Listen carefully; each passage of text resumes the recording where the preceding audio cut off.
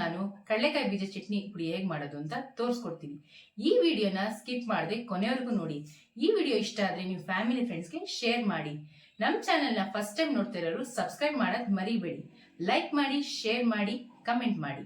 ಕಡಲೆಕಾಯಿ ಬೀಜ ಚಟ್ನಿ ಪುಡಿ ಮಾಡೋದಕ್ಕೆ ಬೇಕಾಗಿರೋ ಪದಾರ್ಥಗಳು: ಕಡಲೆಕಾಯಿ ಬೀಜ 1/4 kg ತಗೊಂಡಿದ್ವಿ, ಉರ್ಗಡ್ಲೆ 4 ಟೇಬಲ್ ಸ್ಪೂನ್, ಉದ್ದಿನ ಕಾಳು 2 ಟೇಬಲ್ ಸ್ಪೂನ್, ಜೀರಿಗೆ 2 ಟೇಬಲ್ ಸ್ಪೂನ್, ಧನಿಯಾ 5 ಟೇಬಲ್ ಸ್ಪೂನ್, ಖಾರದ ಮೆಣಸಿನ್ಕಾಯಿ 10 ರಿಂದ 12, ಬ್ಯಾಡಗಿ ಮೆಣಸಿನ್ಕಾಯಿ 4 ರಿಂದ 5, ಗೋಲಿ ಗಾತ್ರದಷ್ಟು ಹುಣಸೆ ಹಣ್ಣು, ಇಂಗು, ರುಚಿಗೆ ತಕ್ಕಷ್ಟು ಉಪ್ಪು.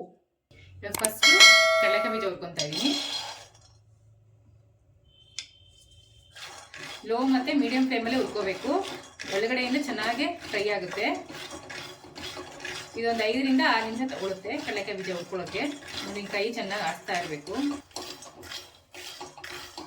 ನೋಡಿ, ನಾವೆಲ್ಲ ಡ್ರೈ ರೋಸ್ಟ್ ಮಾಡ್ಕೊತಾ ಇರೋದು. ಮತ್ತೆ ನಮ್ದು ಇನ್ನೊಂದು ವಿಡಿಯೋ ಇದೆ ಚಟ್ನಿ ಪುಡಿದು. ಅದು ಇಡ್ಲಿಗೆ, ದೋಸೆಗೆ, ಚಪಾತಿಗೆ ಮತ್ತೆ ಅನ್ನಕ್ಕೆ ತುಂಬಾ ಚೆನ್ನಾಗಿರುತ್ತೆ. ಡಿಸ್ಕ್ರಿಪ್ಷನಲ್ಲಿ ಲಿಂಕ್ ಕೊಟ್ಟಿರ್ತೀನಿ. ಒಂದ್ಸಲಿ ವಿಡಿಯೋ ನೋಡ್ಬಿಟ್ಟು ಟ್ರೈ ಮಾಡಿ. ನೋಡಿ, ಇದಾಗಿದೆ. ಇವಾಗ ತಟ್ಟೆಗೆ ಹಾಕೊಂಡ್ಬಿಡೋಣ.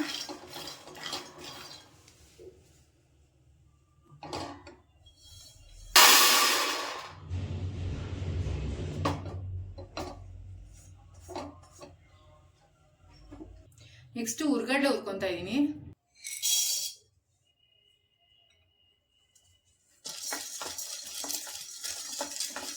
ನೋಡಿ, ಇದು ಲೋ ಫ್ಲೇಮಲ್ಲೇ ಹುರ್ಕೋಬೇಕು, ಇಲ್ಲ ಸ್ವಲ್ಪ ಮೀಡಿಯಂ ಫ್ಲೇಮಲ್ಲಿ ಹುರ್ಕೋಬಹುದು. ನೋಡಿ, ಲೋ ಫ್ಲೇಮಲ್ಲಿ ಹುರ್ಕೊಳ್ಳಿ, ಇಲ್ಲ ಮೀಡಿಯಂ ಫ್ಲೇಮಲ್ಲಿ ಹುರ್ಕೊಳ್ಳಿ. ತುಂಬಾ ಹೈ ಫ್ಲೇಮ್ ಹುರ್ಕೊಂಡ್ರೆ ಸ್ವಲ್ಪ ಕಪ್ಪಾಗ್ಬಿಡುತ್ತೆ, ಮತ್ತೆ ಚೆನ್ನಾಗಿ ನೀಟಾಗಿ ಒಳಗಡೆಯಿಂದ ಫ್ರೈ ಆಗಲ್ಲ.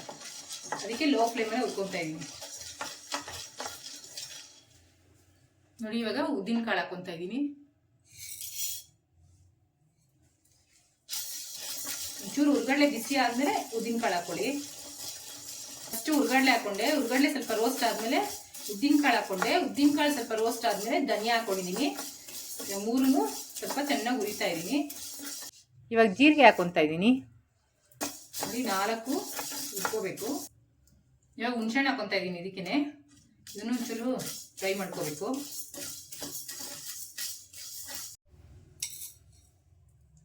ರುಚಿಗೆ ತಕ್ಕಷ್ಟು ಉಪ್ಪು ಹಾಕೊಂತಾ ಇದೀನಿ. ಇದಕ್ಕೇನೆ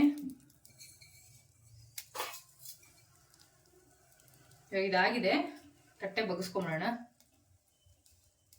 ಇವಾಗ 1 ಸ್ಪೂನ್ ಎಣ್ಣೆ ಹಾಕೊಂಡು ಮೆಣಸಿನ್ಕಾಯಿ ಹುರ್ಕೊಳ್ಳೋಣ. ಸಾಕು ಎಣ್ಣೆ. ಇದಕ್ಕೊಂದಕ್ಕೆ ಎಣ್ಣೆ ಮೆಣಸಿನ್ಕಾಯಿ ಹುರಿಯೋಕೊಂದಷ್ಟೇ ಹಾಕೊಂತಾ ಇರೋದು.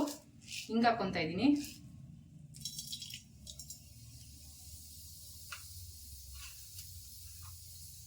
ಮೆಣಸಿನ್ಕಾಯಿ ಹಾಕೊಂತಾ ಇದ್ದೀನಿ.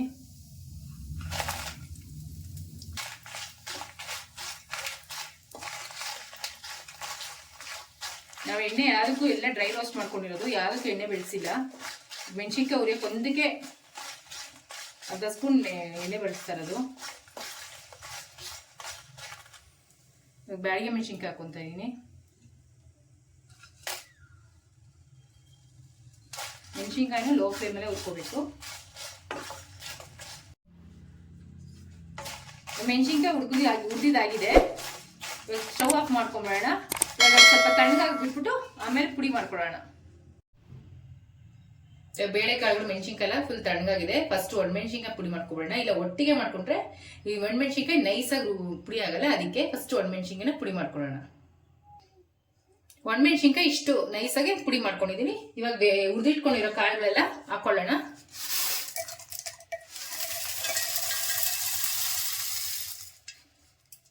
ಇವಾಗ ಇದನ್ನೆಲ್ಲ ಪುಡಿ ಮಾಡ್ಕೊಳ್ಳೋಣ. ಚಟ್ನಿ ಪುಡಿ ಇಷ್ಟು ಪುಡಿ ಆದರೆ ಸಾಕು. ಪುಡಿ ಮಾಡ್ಕೋಬೇಕಾದ್ರೆ ಅವಾಗ 1 ಸ್ಪೂನ್ ತಗೊಂಡು ನೀಟಾಗಿ ಕಲಿಸ್ಕೊಳ್ಳಿ. ಇಷ್ಟು ಪುಡಿ ಆದರೆ ಸಾಕು. ಯಾಕಂದರೆ ತುಂಬ ನುಣ್ಣಗೆ ಮಾಡೋಕ್ಕೋದ್ರೆ ಕಡಲೆ ಬೀಜ ಎಣ್ಣೆ ಬಿಡುತ್ತೆ, ಮುದ್ದೆ ಕಟ್ಟಿಬಿಡುತ್ತೆ. ಇಷ್ಟು ಪುಡಿ ಆಗಿದ ತಕ್ಷಣ ತಕ್ಕೊಬಿಡಿ.